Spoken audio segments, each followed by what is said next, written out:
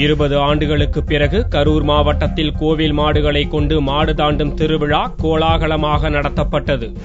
கரூர் அருகே உள்ள சக்கம்பட்டி பகுதியில் அமைந்துள்ளது பெருமாள் சாமி கோவில். இந்த கோவிலில் பொதுமக்கள் பலர் நேர்த்திக்கடனாக மாடுகளை அளித்து வருகின்றனர். இந்த மாடுகள் இறந்துவிட்டால் அதற்கென்று ஒதுக்கப்பட்ட தனி இடத்தில் பொதுமக்கள் புதைத்து வருகின்றனர்.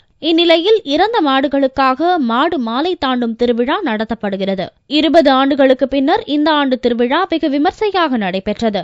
விழாவை முன்னிட்டு மாடுகள் புதைக்கப்பட்ட இடத்தில் சிறப்பு பூஜைகள் செய்யப்பட்டது. பின்னர் பல அடி நீள வெள்ளை துணியில் வேப்ப இலைகள் சுற்றப்பட்டு எல்லைக்கோடாக வைக்கப்பட்டது. இதைத் தொடர்ந்து தாரை தப்பட்டைகள் முழங்க நேர்த்திக்கடனாக விடப்பட்ட மாடுகள் மைதானத்திற்கு அழைத்து வரப்பட்டன. பின்னர் மாடுகளை பொதுமக்கள் எல்லைக்கோடை நோக்கி 2 கிலோமீட்டர் தூரத்திற்கு துரத்தி வந்தனர். முதலில் வரும் மாடுகளுக்கு பழம், பூ பரிசாக வழங்கப்பட்டது. இந்த நிகழ்ச்சி எங்க இனத்துல இந்த மாதிரி ஒரு சாமி நேர்த்திக்கடனை கும்பிடணும்னா இந்த மாதிரி எல்லாத்துக்கும் இது பண்ணி இந்த 14 மந்தையில எல்லாத்துக்குமே அழைப்பு கொடுத்து எலுமிச்சம்பழம் கொடுத்து சாமியை சாட்டி எலுமிச்சம்பழம் கொடுத்து அழைப்பு கொண்டு வருவான்.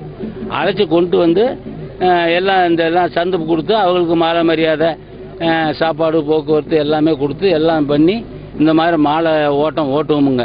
இந்த ஓடுற மாட்டுக்கு எலுமிச்சம்பழம் தான் நாங்கள் கொடுக்கறது. முன்னாடி வர்ற மாட்டுக்கு எலுமிச்சம்பழம் தான் கொடுப்போம். மாடு இறந்து போச்சுன்னா அதை இந்த இடத்துல எப்படி ஒரு மனிதனுக்கு என்னென்ன இறந்தா என்னென்ன பண்ணுவாங்களோ அவ்வளவு பண்ணி இந்த இடத்துல புதைச்சிருவாங்க.